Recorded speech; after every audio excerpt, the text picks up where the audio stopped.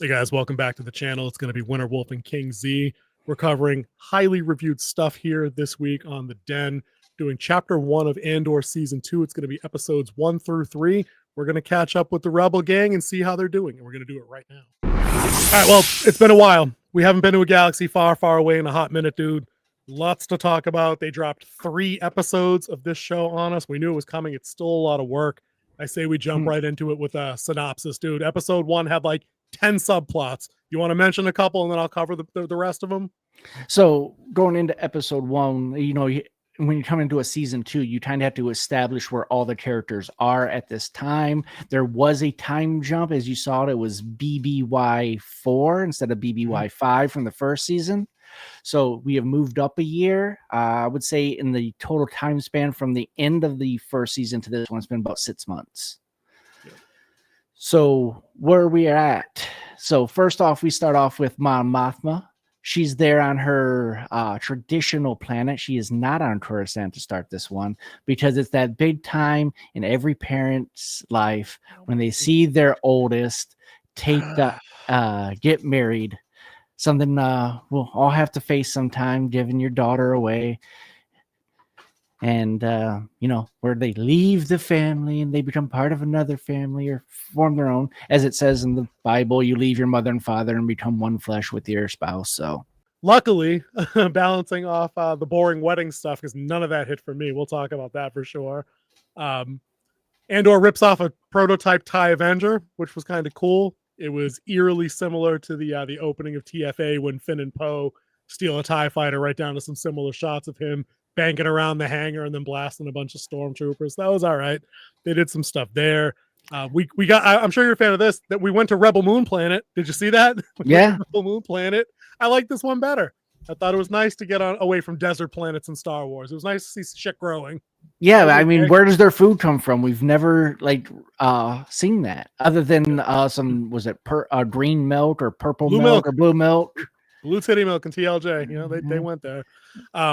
And then it occurred to me a little bit later that they actually just ripped off the plot from Rebel Moon because like the Empire was rolling through for a supply count. I was like, okay. And still done better in less time because we did not have slow motion harvesting. You know what they could have done? It would have been funny if they had done slow motion fixing the speeder bike or fixing the harvester machine. That would have been kind of funny, But the vibes were all better for the Rebel Moon Planet here. I thought that was okay. And then the other major plot lines that they start setting up are where Daedra is. She's got a new gig with the Empire. She's kind of being practically demoted at ISB, but she's brought into Director Krennic's project, which we all know what the project is. It's the Death Star. But she looks like she's kind of annoyed by that up front until her boss, who I love, is like, sis, this is a gift.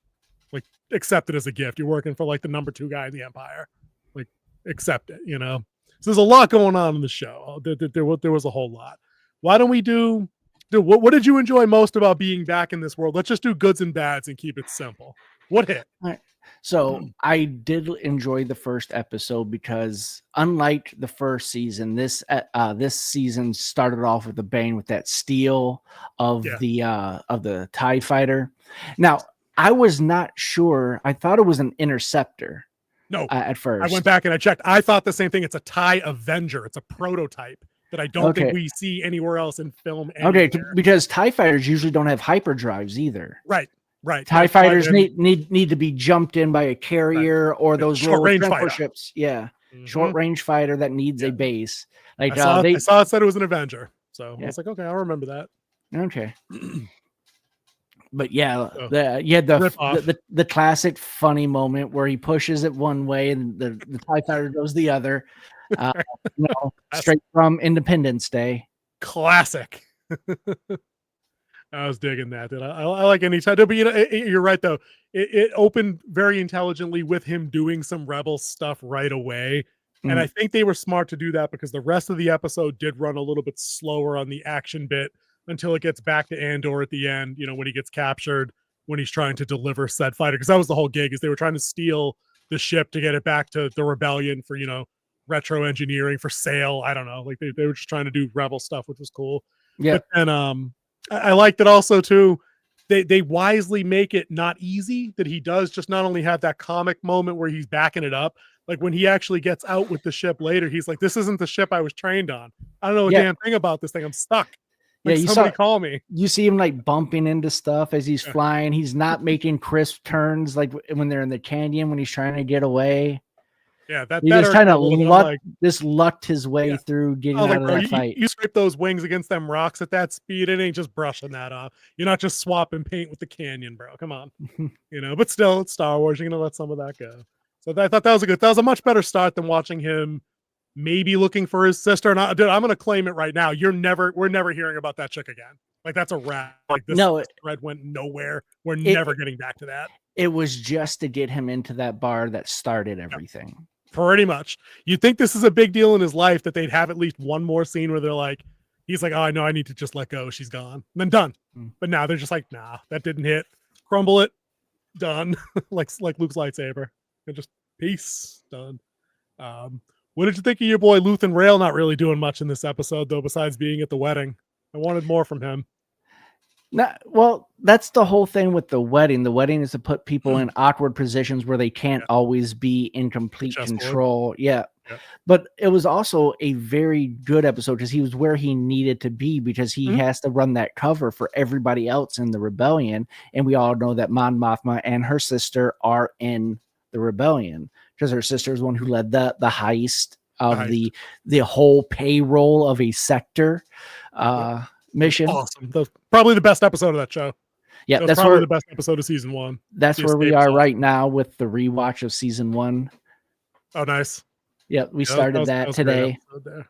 Yeah, I like you mentioned that Luthen's there at least trying to like run the game for the rebellion there. Mon's the money with her friend Ty. They set up some stress in that relationship there, which obviously goes places by the end of episode 3, which I thought was a nice little 3-arc bookend like you and I are always talking about. But also Luthen's assistant, Clea, the woman that runs the antique shop with him. Yes. She's kind of like his guy, and she runs all his communications and things. Like you can see that they're both very stressed. They're like the rebellion's underway at this point, and that any mistakes, any blown cover is going to get people killed. Yeah, this isn't a game now. Like shit's on after the heist. Yeah, and then based on where they were located, they couldn't just send a signal because it would stand out. Yeah, and they also mentioned that at one. I don't remember if it was episode 1, but they mentioned at one point comms are being. Oh no, that wasn't that planet. That was Rebel Moon planet where the comms are being jammed. Never mind. Yeah, we'll take that. Never mind. That was that part there. And I'll say this. I had it on the note about the whole wedding. The planet is Chandrilla, where Mon Mothma is from. You were right. It's not Coruscant. It's her home world. I like that they put a lot of effort into setting up a kind of like their culture, with the wedding, with the feast. There was, they mentioned a hike. I think it was in episode 2. I'm just going to get it out of the way here. So there's all these nuances that they cooked in, but I felt like even by the end of this episode, it was already starting to chalkboard me a little bit where I'm like, all right, I get it. You put in the world development time here, but as we're always talking about in like our writers groups and things, you can over expositionize and just say too much. You need glimpses of the culture. Like the wedding speech was good. The drinks that they had were fine. Like, okay, but you need 3 of them, not 8 of them, I don't think. Well, I think that was the point of it all, is that they were doing the culture things, but it set up times where they could be alone and actually discuss stuff. True. And then her drinking 8 of those drinks and letting go is because she's extremely stressed by the time they get to that point. I got thoughts on that for episode 3. We'll get there. But I thought it was a good first episode for sure. I think weak points for me, and not even that like the Chandrilla stuff was a weak point, because like I said, you said it set up a chessboard. I did appreciate that at least they put some thought into world building. I think one of our common criticisms on Star Wars is literally there's 3 planets in the whole fucking universe here. There's Tatooine, Hoth, and Coruscant. That's it. And everything is some variation of those 3 places. Rebel Moon planet felt very different. Chandrilla felt very different. The establishing shot of Mon Mothma's castle, let's be honest, the castle on the mountainside, dude. Yeah. Like how they needed money from the other guy from 3 valleys away to fund the rebellion is beyond me. Like this was Dune level of wealth here in the Mothma family. That shit was crazy. All right, but that was beautiful. I like that. I like even the interiors there. Like there are no small rooms, and I don't care if it's shot on the green screen, blue screen, whatever the new thing is that they use to create those the backgrounds that they do. Like everything is like marble, glass, steel, gleaming. And in this place, I want stuff to look polished and sterile like that. Yeah. I don't need that to look lived in there. It's a palace. It's supposed to be pristine. It's not supposed to be Ferrex from season 1. Which is still masterfully done as a lived in other end of the world. spectrum, awesome, right? Yeah. That was my favorite place on episode 1. And not season 1 was Ferrex. Yeah. I think that I got one more plus actually. I wanted to get your take on it. I like that they're not forgetting what happened to Bix. I thought it was good that like when we first see her, she's having a nightmare and it's the guy that tortured her in the house that she's in. Yeah. And he's just kind of walking around until she wakes up screaming. I'm like, dude, so this chick's busted from what happened to her. And rightly so. If you guys remember, she was subjected to like the most unique top tier, like waterboarding version of torture that like Star Wars has in season 1. So she is not all there. And what we'll see in episode 3, very controversial stuff there in season 3. I think we'll probably have a good talk on that. Episode 3, I mean. Yeah, episode 3. Episode 3. But yeah, no, episode 1 was a good start. I think my big down in episode 1 was Krennic's section. The propaganda films and the dopey consultants felt straight out of Office Space. Like I get what they were trying to do about how they were going to foment rebellion because the planet they needed a resource from was politically powerful. That makes the universe interesting. I'm with that. But those two guys felt exactly like the Bobs to me. And I was like, oh, that's the last thing I need in Star Wars are the Bobs. I don't like that. They didn't need it for the spiders and the silk and stuff that it made. Right. They need for what's underneath. You're going to mine, ground. Right. Yeah. Mm-hmm. And they had to strip mine it. And it's interesting. I have a separate note here for that. That's actually the plot of the New Dawn. There's a Star Wars novel called Jedi New Dawn, I think. And it's Kanan Jarrus's first like canonical appearance where he meets Hera and joins the rebellion. And the central plot to that book is the Empire strip mining a planet to the point of like global instability, not like politically, but like will collapse on itself. Mm-hmm. So I'm like, dude, are we going to get some live action Kanan? Is that a thing? Do we know if Hera's in this show? Could she be? Maybe. I don't know. It is timeline wise that they would exist because that was an interesting tie-in. Because what they were BBY or they were BBY +1, I believe, is when they started. So they're technically alive at this time. Yep. And we know Hera's alive because she's on the Ahsoka show, which is years later. Yep. Right. So yeah, there we go. So did you have any negatives or any kind of any nitpicks that you wanted to add into episode 1? Because I thought it was not really. I thought it was a solid start. I laughed a little. I had some fun with it. Andor still his normal, like he's serious, but he has that little like sharp wit humor. Yeah. The way he had that big gun on the bottom, and he shot to get out of the. Because he opened the gates and he flew wrong, and then he realized that something's wrong, so it closed. But he had that big gun with the one guy with the rocket launcher, and watching him just blow up into. Oh yeah. and then he shot his way out of the garage like the Batmobile in Batman '89, which was awesome. Yeah, just plowed through it. That was pretty dope. I'll give you that. Yeah, no, that was solid. I would say with the rocket launcher guy, I don't know why he needs fur on his storm. So you know he's Arctic Trooper, bro. But. Yeah, but he has a rocket launcher. He's on a space station. He'd be wearing a normal armor at this point. Maybe he was just coming inside from patrol or something. I don't know. Yeah. Bro, it's his costume. Because if he didn't have it and had the stupid white cape from Empire, you'd be like, why he got the same cape? I don't know. The damned if they do it, damned. I thought he shot the armorist for a minute. I was like, what the hell happened? I thought we're not cool. Anyway, all right, guys, welcome back to the channel. Winterwolf here. Kingsley going to be on the other side. We've got Andor episode 2 because lots is already in motion with this show. Lots of subplots still kind of ticking away. They're building up to something big in a lot of different areas. But I think the King and I are going to have separate and different opinions here because I'm seeing cracks in the foundation.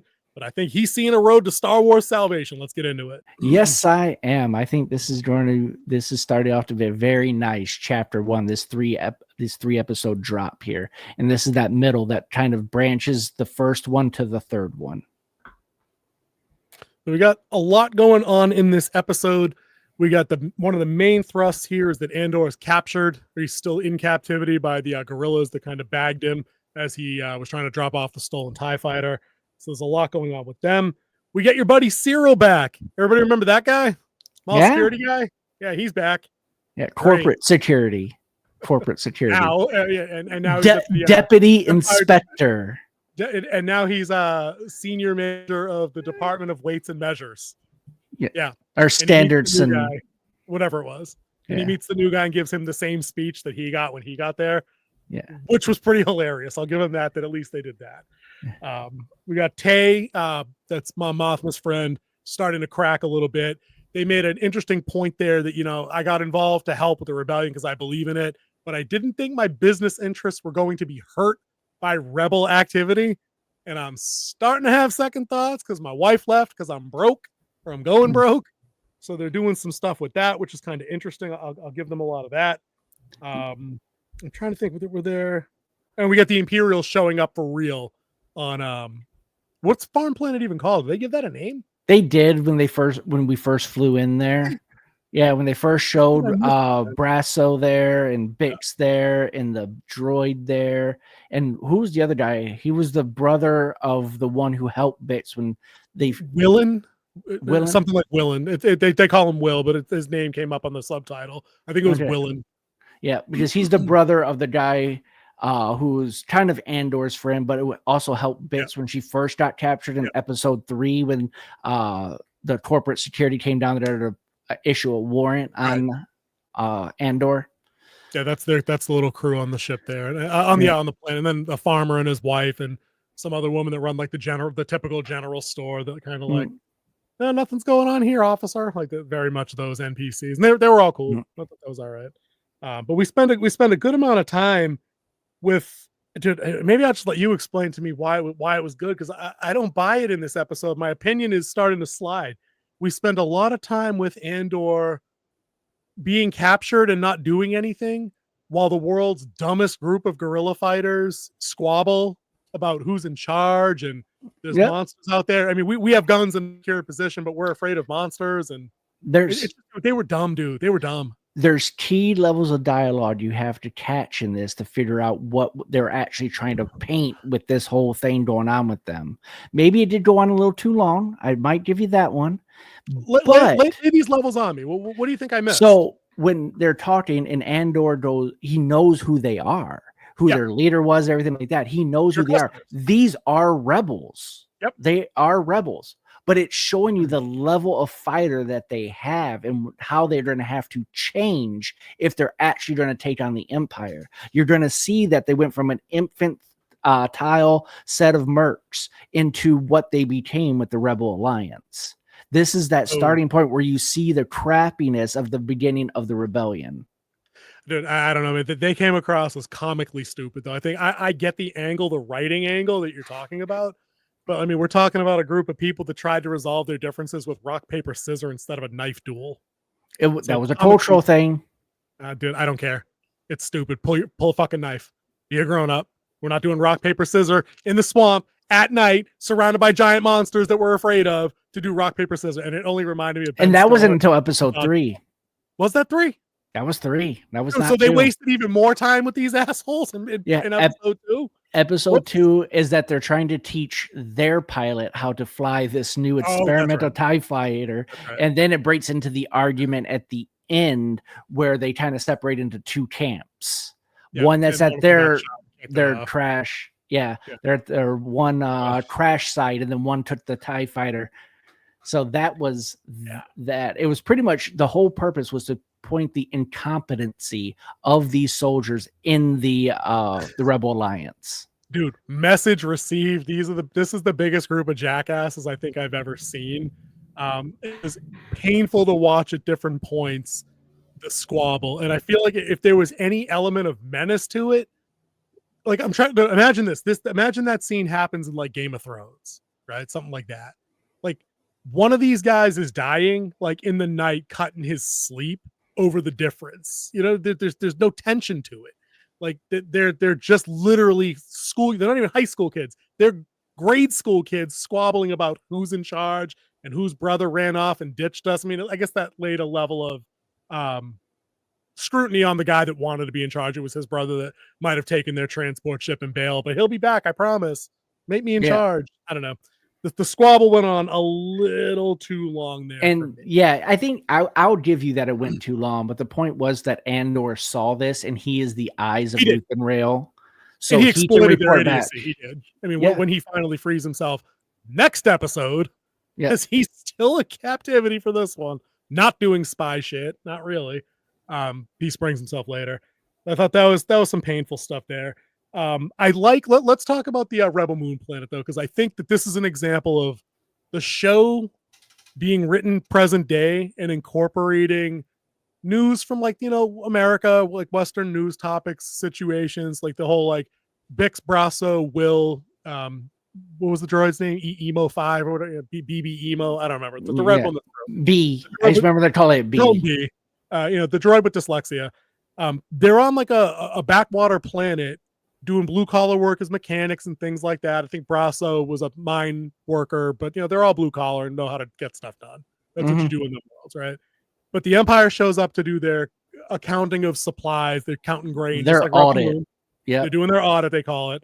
And the pressure point then is we have to stay ahead of them. We know they're auditing every sector, but they're airborne and they're shooting runners or they're capturing runners. So we have to play it really cool, really calm, really collected. So there was some tension there, especially with the Imperial officer that rolls through. We know he's not good. We know he's a piece of shit. Instantly, we get that. But no one's outright afraid of them yet. Because, the peasants anyway. Because they're playing it real cool. Like, oh, boys, hey, what's going on? Welcome to the planet. And he's like, you got cold drinks. And the shopkeeper doesn't even look at him. Oh, yeah, they're over there in the cooler. And he just carries a box away. Like they're all like, be cool, be cool. Yeah, I did like that whole setup. It was very World War II Nazi propaganda, like the Nazi officers getting into like the French village resistance kind of stuff, hidden compartment under the ground. They could have used that. That would have been maybe something smart to have. But you heard them. They're like, hey, they haven't been here in 10 years for an audit. I don't know what they're going to do. So what did you think? What do you think of that whole setup? But what I said earlier was, sorry, I hate to go back. Like they're using current day stuff here. We're dealing with an immigration thing in America, but this is how you tell a story like that and not bash people on the nose with it, because these are stories that happen in wartime where people flee and they're being pursued and they blend in. So I'm not gonna throw the woke flag on them for telling a story about people being undocumented immigrants. It's fiction. And it's mostly that they were fleeing Felix after what happened at the end of season 1. Yep. And they're hiding. A unexpected audit happened. And so they're was it, they didn't even say undocumented. They didn't say undocumented. They said that they said we don't have passports. That's all they said. Oh, did I swear the word undocumented came up at least once? I think the Empire guy said they didn't say that to each other. They were like, we don't have the right IDs or visas. They definitely said visa. They 100% said visas at least twice, because that's what kind of perked me to hear about it. Yeah, so they didn't think they would need a underground compartment because there's no reason for the Empire to come out there, because they have supply ships. You wouldn't have, like in Rebel Moon, a giant Star Destroyer that runs on coal show up and kind of take their Oh god. I always have to throw that out there. I just love that has it. Dude. It had its steamer. Star Drive was a celestial head from X-Men that they filled with coal that moved a colony-sized ship from Warhammer or Independence Day. Sub-light speed, I think. Did they even do light speed in that shit? I don't remember. I don't care. It's done. It was so much fun to watch, though. It's joining the vault of shows we're not allowed to mention anymore. Secret Invasion, Ahsoka, and Acolyte. We're just gonna cram our first movie in there. Rebel Moon. Anyway, so the Imperials on Farm Planet, on Rebel Moon Planet. What did you think of the presence and how that all played out? I think it played out well.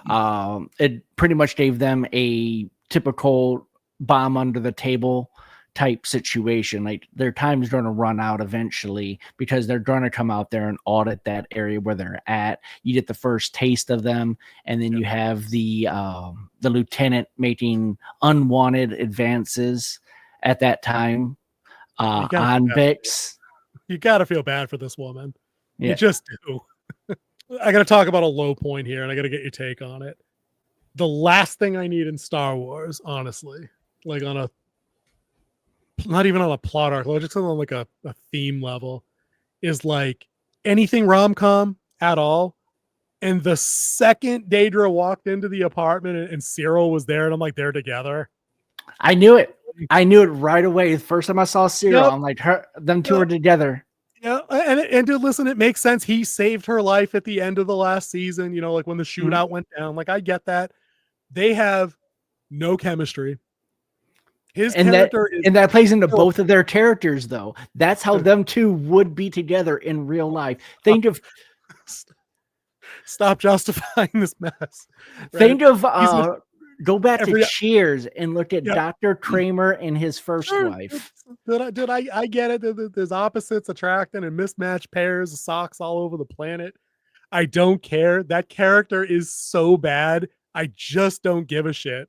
And she, like, literally, she smiles once the entire, in like a season and a half. And it's terrifying when she finally does, because it's so out of place for her. And she's not an unattractive woman. I find her unconventionally attractive. Like, she's not magazine cover. Like, that's not who she is, and whatever. I'm not trying to pass any kind of judgment. But like, people smiling is generally appealing. It's not. The RBF is real, and she should keep that. It's her move. But dude, I don't need to see them arguing about who's paying the cable bill or where they're going to go on vacation. But you didn't get that. I didn't until the next episode, and then they did stuff like that. And the next episode I thought you would love, and I'm going to bring that up.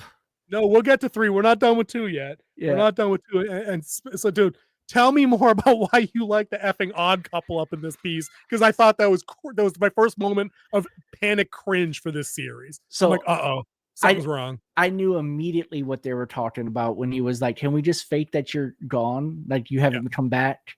I knew exactly what was going to happen there. Your favorite character from season 1. Stop, please. Don't listen. You have her poster on your wall sitting there at the breakfast nook. I got the collectible. I don't. That's right. I don't. I can't move the camera, but I don't have it. Oh my God, dude. I'm saving the cringe for that episode when we get there in a couple of minutes. Dude, I want to say, though, I got special note here, right? I do have a special note here that the rock, paper, scissors game was episode 2. Yes. Because he escapes by the end of, did I say that episode 1? Did I get that wrong already? No, I thought that was at the beginning of episode 3, because, because the radio contact happens exactly in episode 3. The episode wraps here where he gets free, and it was kind of cool how he got free. The 2 groups are squabbling. He boots a secret compartment that kicks open a blaster. He's able to free himself. And then I'm like, all right, he runs. Dude, he's like a half a mile into the jungle before the guy that he took down and tied up that was still conscious the whole time, right? Runs out and he's like, he's getting away. And then nobody listens to him. Because they're fighting, because the animal come running through, ate like 2 of them. That was kind of cool, because that was an abrupt like smash from right in the right side. Like, so Andor bails on like the idiot Lord of the Flies guerrilla fighters, who apparently King Z thinks are prototype rebel fighters. I don't buy it. They're cannon fodder, bro. That's all these idiots are. And he ditches them. That's the best part. It's like, he's like, nah, I'm out. You guys are all dead now. That's a wrap. There are 3 meal bars and that disgusting fruit they had to eat. Dude, I'm like, guys, you have guns. Shoot the animal. Shoot it. Barbecue it. You're good to go. Right. And then Andor's like, there's a tarp over there. You idiots should probably collect water. Like, what kind of gorilla don't know that? I knew that. I've never been in the rebellion. These are your first level, like level 1 rebels. They haven't leveled up. They're like the people in Lexington who just picked up their local musket, and they're trying to take on the world's biggest army. Shot it backwards. That the first shot around the world was the one that went through the guy's eye as he looked down the barrel. Dude, no, that's not who these people are. These are the people that die first in every zombie apocalypse movie ever, because they're idiots. And I guess they are dying first. Never mind. So they win. So I guess that holds up. They have the different groups everywhere. I know. This was one of cells those everywhere, groups. and we saw that. We saw a little bit of that through season 1 as they're getting together. We saw that definitely in Rogue One, where we know that Forrest Whitaker's group is operating kind of over here, doing their old thing. The rebels don't even want to mess with. No, right, because he's the rebel of rebels. Yeah, it wasn't in season 1 where like one of the groups sold. Oh yeah, it was Rebel 1. It was season 1. They had to sell out one group that was going to do a strike on one location in Daedra's sector to draw Yeah, attention. because they don't want to give up Right. their asset. Right, They found out they would for the heist. Right. So, dude, I think that episode 2 for me mostly a bust. I forgot to break out the new 10 scale. If I was going on a 10, I'm not dropping it all the way into the gutter. I thought episode 1 started well, finished okay, was interesting. So I was gonna give episode 1 an 8 if we had the scale out. I got to go down to like a 5 on this one because the Lord of the Flies stuff went on too long. I don't like Cyril at all. Like they gave him the weird like Norman Bates treatment in season 1, but at least he saved Daedra at the end of the season. But I felt like that was enough. I don't need their relationship going forward. And you're right, we're going to talk about that when we do our episode 3 review. It's obviously a central block of what this show is going to be about. So I'm not looking forward to that. I will say that having Mon Mothma have increasing stress with Tay, who's now like, I might need funding from other people. And then he starts looking at the mob guy. And then Luthen's like, nope. Yeah. That ain't gonna fly. You have to remember that they brought the Bob guy in because people were starting to look into her finances and money was disappearing. They were trying to launder money. So this guy was there to cover that up and cover up her losses from her personal account that equaled what was being paid to the rebels. Right. So this guy introduced them. And he was reluctant to be brought in. And then, of course, Luthen Rail's there, and he's watching all of this. His eyes are everywhere. And you gotta love Mon's kind of naivety because he's like, he can't leave here, right? And she's like, what on earth do you mean? And he's just like, he Luthen rails her face. And I'm like, okay. Yeah. He's like, he gonna die. We're gonna have a meeting back in my office. We will find a number. Right. And I like that. I like that they keep hitting that. Without it felt, I don't want to sound like, I don't want to say like it felt cool, but like that was solid. That was a good word choice. I really like how she kept sticking that because they reflect back to that line in episode 3 where because she reiterates, because this whole thing takes place in like 10 seconds. It feels like all 3 episodes. It's like one night. And she's like, no, we'll find the number. But by the end, as we saw, they weren't finding the number. So yeah. So you have to. I think it's over 3 nights. The wedding is a 3-night event. It's condensed. It's because the wedding is 3 days. And even by the end of the 3rd episode, they're married. They're having the big party at the end. We're going to talk about that in that review. But I think that was only the 2nd night of the proceeding. So I think there's going to be some bleed. They can't because there's a time jump, isn't there? Between the first 3 and the second 3? Yep, there should be a time jump. At least that's what they hinted at. Tony Gilroy came forward and he was saying that there will be more time jumps in there to tell this story. So it's like it's not going to be like season 1 where it's like one continuous over a set period of time. Yeah, they had to do a lot of condensing for storytelling because I think they lost a certain number of seasons. Like there was a planned 3, 4, 5 season arc or something. I think this is it. Like I think they crushed everything they had down to these 2. They got approved for 2 seasons, 2 12 episode seasons. All right, so that's a 5 for me. I think at best, having gone around the circular logic in my head. What do you think out of 10? What did you give the first one? Let's just get that on the board first. So the first one I would put as a 8 for a opening episode. I would take this one down to a 7 because it's the glue episode. It did exactly what it's supposed to do to move us into the 3rd one to tie the 3 together. So that's why I put it as 7. I didn't have any down points. I wanted to see how things progressed, and that's what I got, and that's what we were given. So yeah, 7. All right, you heard it from the man. I think that'll do it. All right, guys, welcome back to the Den. One more episode for the beginning of Andor season 2. They left us hanging with 3 episodes. This is 3 of 3. And a lot goes down in this one again. And we're definitely going to have a difference of opinion on this one. We just did a little bit pregame, but here we go. King, what goes on in episode 3? Give me some plot threads and like the mini synopsis, because I feel like we were galaxy jumping all over the place on this one again. Let's just get the elephant out of the room and just get this one knocked out. Since we kind of went at it in the 2nd episode of this, we're going to knock it on the 3rd. So we saw Daedra and we saw corporate security Cyril.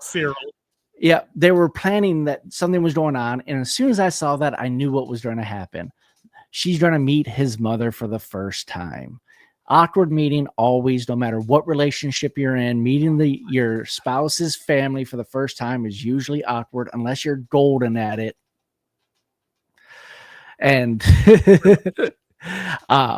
It's going to be awkward, but we all know this lady from the first season, her always like down talking her son with that guilt type feeling, Catholic guilt, if you want to call it, type mother, Jewish guilt, if that's what floats your Jewish boat. mother stereotype for sure. I had that confirmed by several Jewish friends. Okay. IRL, just to be sure. Like, no, that's it. So, Dude, it was Big Bang Theory, Howard Wolowitz, and his mom, but we got to see her. Yep. So they bring her in and they're having dinner. Now we're going to wrap up the whole scene so we don't have to talk about it again. Again. So once again, she's back to like down talking her son, and that if it wasn't for Uncle Harold, he wouldn't have a job, and like, look how good he's doing, and like, oh, I'm not going to have you disappear on me again, and like all that type of, motherly stuff. No girl's good enough for my son. I don't care who you are. You're just not going to be good enough for my son. She's like 4'7". Yeah. But then like she says something while they're eating dessert. It was some type of cake, and you just see her going to town on it. Just chopping like that boy. Yeah. Like a 4-year-old. Yeah. Everyone else is like kind of scraping it and eating it like adults. And she says something, and Cyril's like, I'm done. He throws this thing and he walks out and have his little pouty moment, which like we talked about, like he had his cut scene where he's like broken on his bed with his teddy bear and his blanket. And dude, at least you're saying it. At least you're saying it, dude, because it was that bad. Continue. By all means. But while he was gone, that was the key moment. And Daedra stepped in. Imperial intelligence, type A woman, like don't take nothing from nobody. And she's like, this ends now. You were like, I will make sure he calls you. I'll make sure you see him twice a month. But there will be no more belittling him. There will be no more of this. And just kind of just like laid the law down straight to her. And then he comes back in and it's like, this has been lovely. And then like, and then he's like, do we want more cake? And listen, I'll give you this on it. If I never see this woman again, I'll fine. And then or Cyril needs to kill her, like Norman Bates or something. Like if it resolves shockingly, good. Because then I'll say, it was painful for me to get to that point of the journey, but at least it paid off. Daedra is a pimp, for sure. And what she does is she threatens Mama Cyril there with, I happen to know that, Uncle Harold, for all his amazingness, has several accounts you don't need ISB looking into. So she's straight. I've read his file. I've read his files, right? So Daedra did Daedra stuff, so I'll give her that. I still like that character because she was one of the best characters from season 1 when she's doing Daedra stuff, when she's jockeying with all her other, I don't even want to call them colleagues because they're all like bitter rivals at ISB. Co-workers, associates is even a little too friendly. Co-workers is probably the best you can do. Like when they're doing that kind of politicaling, I'm down. I like that. I hope, and I'm speaking on like the hope that I hope that Cyril kills his mom stuff. I hope eventually Daedra has to kill her boss, and I like him. I like Paleon or Grandmaster Kyber. Yeah, I just saw. I was doing my watch back of season 1 and watching his first brief where you first introduce everybody at the ISB. He's and so effing bored. Yeah, and the way he just like chews people out. He was like, "Don't worry about that memo. I'll assign it to someone else." Yeah, that I was like, great character, but again for the same reasons. Like the next step in each of these characters' arcs is taking care of like their parent figure permanently, and she's gonna have to ladder jump him, her boss, to like get that next ring to get to Krennic. Yeah. You know what I mean? And then Cyril needs to kill his mother. It needs to happen like that. The Oedipus complex needs to go. I can't stand it. It's nails on a chalkboard. That character has replaced for me mechanic character from The Mandalorian, who I thought was too goofy for that show and stuck out like a sore thumb. Like, dude, it's just you don't need to have these idiot cartoon characters in live action. Like it would fit right in on Clone Wars, I think. TV 14, TV 7, whatever Clone Wars is. Like those characters work in these two respective worlds, Mandalorian and Andor. There's not supposed to be funny shit, like not on that level, not the cut to and this guy's sucking his thumb on the bed. Like you can have levity, but that was Marvel level comic undermining of like tension. Did not like it. One of the things we didn't talk about is that they brought back in the guy from Rebel One who's building the Death Star and his interaction with Daedra. I mentioned Krennic. I mentioned Krennic in episode 1. Yeah, because he but set up the Bobs with the consultants. yeah, but his interaction with Daedra was the key part. Yep. Yeah, where he's like, "You figured this out hours ago. I could see it on your face. Speak clearly." And she's like, "You only get so far with propaganda. What you need is an insurgency who do the wrong things at the right time." But see, I feel like they had already said that already. So that wasn't like a big reveal for her, because the Bob's whole thing was, if we can destabilize things, they do take care of themselves. So they were already thinking plant an insurgency with the right leaflets here and the right misinformation. They were trying to make a political fight between them. You're saying that the conversation with Krennic and Daedra was more literal boots on the ground, like, let's just go in and set some fire. Okay. Yeah, and then we can come in, clean things up, and then the same thing they did to the corporate world. Like, the corporate security's done. Empire's coming in and taking over this permanently. So you guys just don't have a job anymore. Yeah, I mean, you can become a stormtrooper if you want, because we're hiring the Mick Trooper Brigade, and you don't even have to shoot. No, you can't hit anything anyway in any of these shows. Oh no, except well, spoiler alert, we may as well talk about that, because I thought this was the one emotionally resonant thing in like 3 episodes. I guess we'll just jump around a little bit for this one. So the big thing that everybody's talking about for episode 3, of course, is the I guess on YouTube we can't say it, so I'll just say SA, and it means non-consensual activities directed at adults, or I guess not adults, or just non-consensual activities of a physical nature, from the Imperial guy visiting Rebel Moon planet to Bix. And it pops off. It's ugly. It goes on for a good number of minutes. It's fairly graphic in the violence involved in the struggle they have. She does defend herself. It's worth pointing that out. A bit unsettling for Star Wars. A lot of people are saying that. I'm torn on it myself. I don't know where I come down. What did you think of that scene before we get into the emotionally resonant scene? I'll say at the end. I kind of knew what was going to happen when he showed up and he went looking for the second time. I was rooting for the hammer. I like the hammer. The 2-3 times on the hammer. She done ruined that dude's face. Let's be honest. But he still walked outside. He did walk outside. So you do have while you're dying of brain damage, you do have like your body still operates normally. Yeah. It just some motor control. Yeah, but that was a vegetable by the hit too. I did. That first one hit him square in the dome. The first one might have done it. He might just not have known it yet. Like, it might not have registered. But it was a fairly. I don't think you need to see like porn level of activity to call. No. People were telling me that like it's not graphic because you didn't see anything. I'm like, he dragged this woman across the floor, threw her into a wall. He positioned her earlier than that. Saying like that's what I mean. Like, I don't want to rethink of the details that went into the scene. Like, it wasn't a flash in the pan scene. Like, it went on. It drew attention on the emergency radio call. They sent back up there to set up the final confrontation and resolution. And then they had a mini shootout to resolve the scene where like the lieutenant's one bodyguard draws, like he's going to go to the house. He's like, Lieutenant.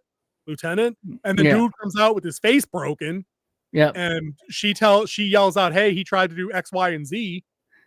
And I don't remember what happened after that, but then she shot him, which was awesome. Yeah.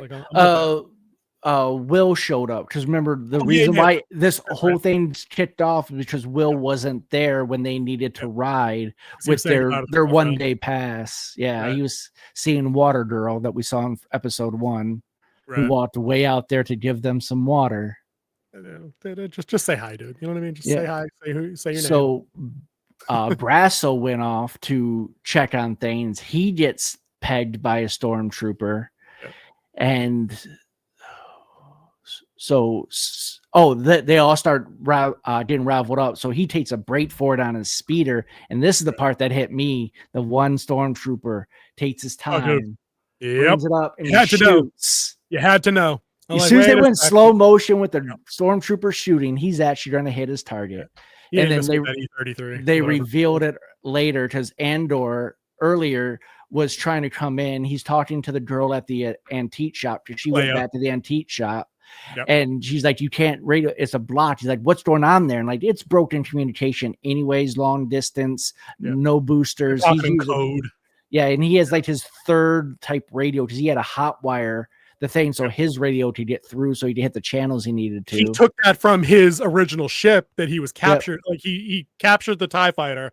They had possession of his transport ship. That's how he knew where the blaster secret compartment was in the previous episode. Yeah, and then he does grab that radio rig before he goes. Yeah, right. They do show that in episode 2. It was perfectly set up. No Deus Ex. That was good stuff. And then he heads off to that planet immediately, like cuts radio communication, and now like he's an expert TIE pilot, by the way. Just throw that out there. Now he's been flying it for 2 days now. If you can't pick it up by now, he leaned in that throttle. I was like, all right, dude, if it goes backwards again, I'm gonna piss my pants. But it didn't, dude. He hit them streets. He did. Yeah, that was kind of cool. I was digging that part. The one funny part I had, she's like, the situation is fluid. That's why I told you to keep the signal open, and it cuts out right then and there. And she's like,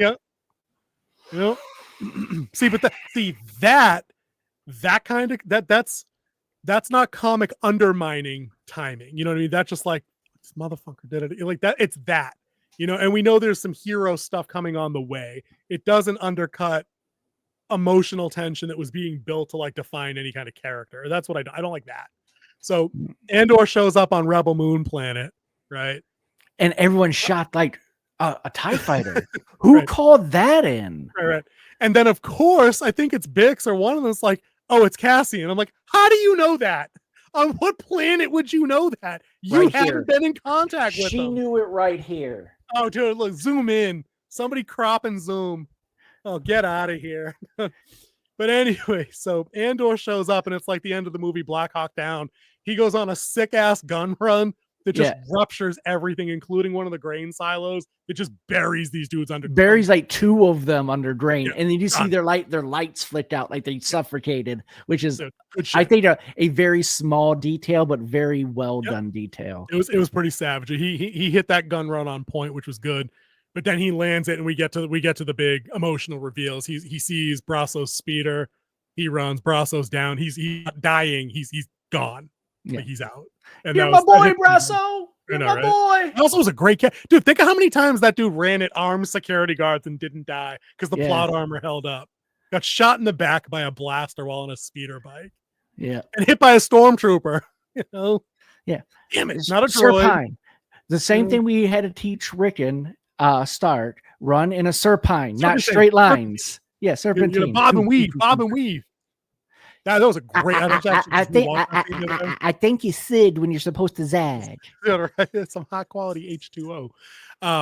Yeah, dude, that was a great shot by Ramsey on account that it was at like 900 yards and with a bow. Yeah.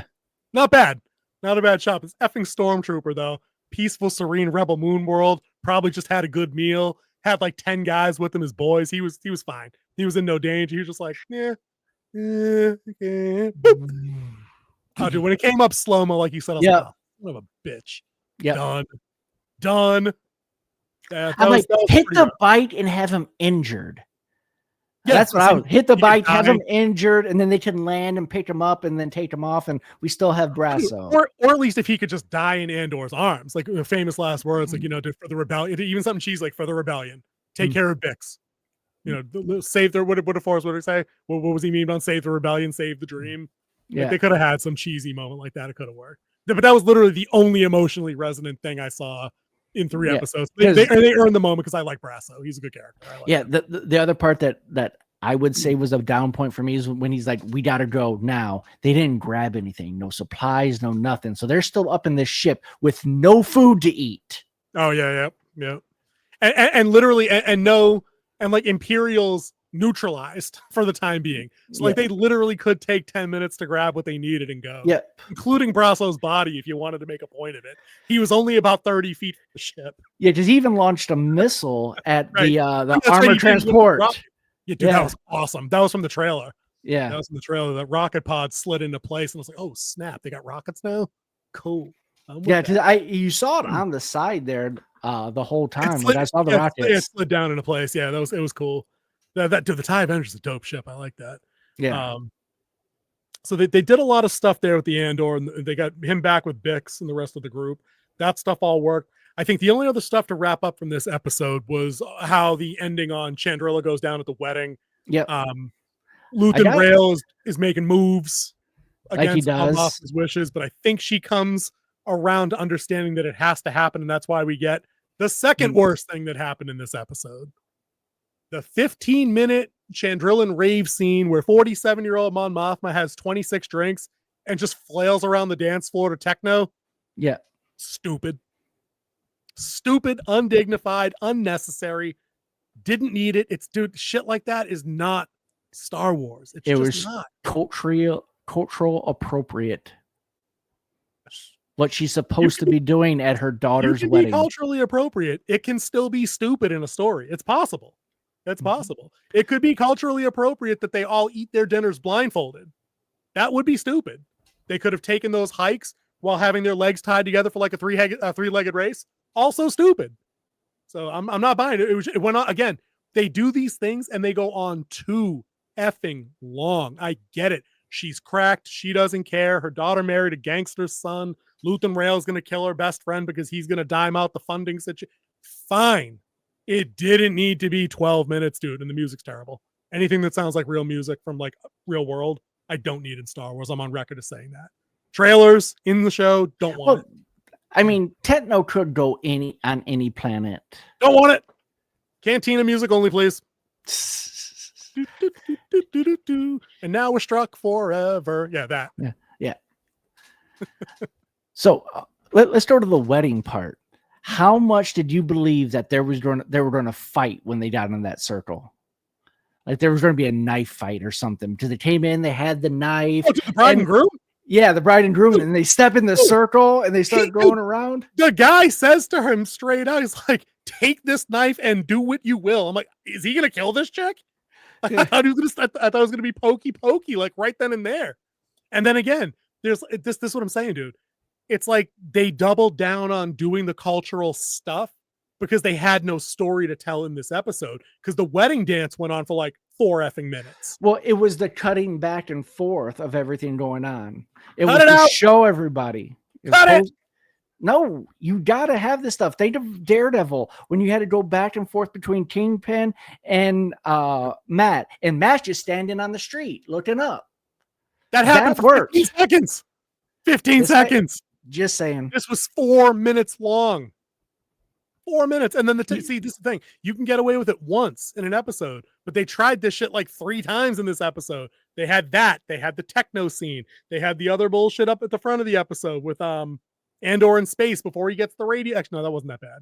He had to figure out how to hotwire some shit. And yeah, he's trying to boost his signal. Right. That was cool. I'll take that. But see, that's him doing spy stuff, so I'm okay with that. Dude, I don't know. I don't have a good feeling, but like I said, I think I said it in between our segments. I've been told these are the 3 slowest episodes where you might have the most nits to pick or you might find the most stuff you don't like. So I'm not out. I won't be out. But I need more of the rebellion and the spy stuff. And they have the opportunity because let's talk about the closing of the episode. Mon Mothma's sister, whose name I can't remember, the blonde woman. Yeah. Like the girlfriend character who she's separated from now. I think she's Indian in real life. Yeah, they left her behind. At the end of the episode, right? They had to leave her behind. That's right. She reappears at the end of the episode as Tay's stand-in valet / chauffeur. Yeah. And you read the writing on the wall, and then of course we see them drive away in the hover car into the mountains, and he looks skeptical about the route for some reason. Like maybe this isn't the way Josh usually drives. I don't know. Probably not getting where you gotta go. So I thought that was at least a pretty slapping ending, but I hope that when we pick up next week that there's not a big enough time jump that we don't see the immediate impact of however that resolves. That'd be a wasted opportunity for me. Maybe. We will see. Because where's Andor going to go with this TIE fighter now? And why is no one tracking this TIE fighter? Oh, dude. Oh, listen, don't get me started on anything security related in this world. I thought the exact same shit. I'm like, prototype plane goes missing from a U.S. airbase. Well, what do you think happens? Exactly. I'm pretty sure they got that shit low-jacked. Yeah, I'm surprised they didn't bring it up in the ISB, but they never actually showed them in the ISB. They had them walking up, team, and right. And he was telling her that you need to take this job. It may seem like a demotion, but you need to take this job. That was episode 2 before she went up, and we saw that her and Serial were together. Yeah. So I hope they bring that up again because I think that the rebellion having advanced TIE equipment that we never see again. Like why don't we ever see the TIE Avenger again? It's obviously dude. That ship would wreck an X-wing. Armaments alone, Gatling guns, fucking the Gauss not cannon including thing and the rockets. any small ship like that can go to hyperspace and can strike anywhere at any time. Dude, it brings up a whole nother level of threat. Dude, if the rebels thought ahead of time, they could have saved that one ship, right? Loaded it with 100 tons of fissile material and flown it into the Death Star. Well, they could have TLJ'd the whole thing. They could have hyperspeed missiled it. Yeah, this is whole think that it's speculation here, because we know the X-wing and the Y-wing, the A-wing, and not the B-wing, but those three have hyperspace. They have hyperdrives on them. We see them use it, yeah. What if they didn't know how to put it on a smaller ship until they stole this? And this gave them the technology so those ships could go put the smaller ships, which gave them an advantage, and why the Rebel Alliance was such a problem for them. Because they're a guerrilla force, they need the mobility. The Empire always has the Star Destroyers that just literally deploy entire wings of TIE fighters when they arrive wherever they go. And that's good speculation. The one thing that we did miss about the what is it? I call them Easy Company out there. You know, them dead on that planet. They ain't living. You know what that planet was? I missed it. Yavin 4. Was it? They had the temples at the end, didn't they? Yeah, it was Yavin 4. Up, right? Yeah. Cool. That could work. So that's going to be the home of the first Rebel base. So they do live. Oh, Jesus Christ, please. Either they do live, or Andor's the reason why they're on Yavin 4, because he remembers it and like how heavily jungled it is and how it'll be hard to detect them. See, that would work. Like that would work for me. Like when they're like, because that could be the wrap up of the show, really. It could be that, you know, Mon's like, listen, we're expanding, but we need a physical base of operation for all these planes and all the logistics and all the other training and all the crap we do. And he's like, I know just the place. You know, cut the credits, that kind of thing. That could work too. But if there's a way we could put Easy Company, Cyril and his mom, and anybody else that annoys me from this show in place, and then literally just Death Star that planet, I'm down. Let's starting to stack up these people. Let's take let's pretend we have a box. Let's put Cyril in there and his mom and the blue melt and this little rebel group, and we lock this box. And then we throw this box in the ocean so far down that Jacques freaking Cousteau can never find it. I'm talking about like pour some cement in it first to make sure it goes all the way down, because they are obnoxious. We can put Green Space Pirate from Mando season 3 in there too. We could put Jack Black and Lizzo also in there. We put the mechanic in there. It's a big box now for Lizzo, but she's smaller now. We don't need as big of a box. Yeah, she's looking healthy. What was that shot that everyone's doing now? The big craze in Hollywood. Ozempic. Yeah, she's addicted to that Ozempic, taking the place of that heroin needle. Oh snap! I'm gonna call Wolf legal department now. All right, so let's allegedly. Yeah, see, we're good. All right, hit me with the number. We got 10. What's for episode 3? I liked it. It's an 8.5. Okay, you're trending back up because you came down a point. I think 3 was better than 2. Lots of points for the Brasso. Lots of points for having the balls to do the attempted SA scene with Bix. We can't complain that Star Wars isn't gritty or dark enough, and then have that kind of power dynamic, you know, terrible violence thing. When they go there, you have to either give them the credit for it or not. Andor is Star Wars for adults. Right. And I think that at this point, anybody that wants to tell me that I can't care about Star Wars because it's just for kids, I think that argument's gone. Like you have to now. We got people losing limbs. We got SAs. We got torture and other scenes. Stop it. This is a grown-up show. You know, it's uncomfortable. It's supposed to be uncomfortable. You're not supposed to just gloss over it when it happens. So I'll come back up from a 5. I'll still land at 7. I feel like especially I think the rave on Chandrila at the end it took me way out of the vibe for Star Wars. So not good enough for me on that. But hopefully this week when we get 3 more episodes, right? Because we get another block of 3. Block of 3 on Tuesdays. Tuesdays night at 9. So hopefully it just kind of throttles right up into something sick, because this is their middle block. Like, right? They gotta get moving here. Oh no, so this is the so you have 4. So that's right. Then we get 12. That's right. Yeah. My bad. This is group 2. Chapter 2. Cool. All right. And I think that will do it for us then. You heard the numbers. Go check out all 3 reviews because they're all done. See you guys.